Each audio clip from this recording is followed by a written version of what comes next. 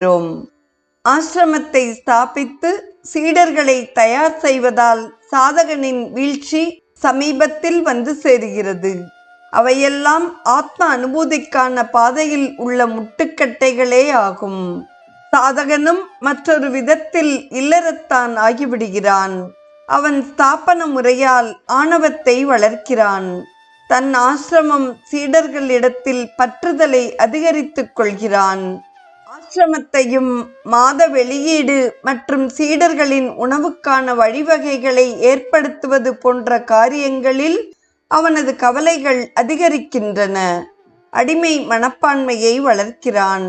மரணத் தருவாயில் இருக்கும் பொழுது ஆசிரமத்தை பற்றிய எண்ணங்களே அவன் மனதில் தோன்றி நிற்கின்றன.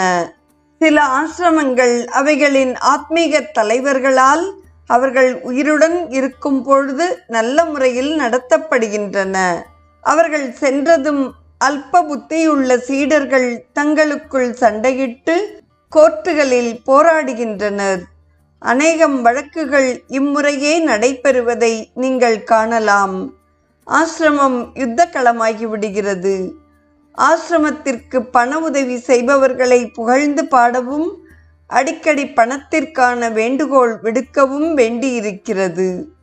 பொருளை பெருக்குவதிலும் ஆசிரமத்தை வளர்ப்பதிலும் மனதை செலுத்துகின்றவர்களின் மனதில் கடவுளின் எண்ணம் எங்கே நிலவ முடியும்?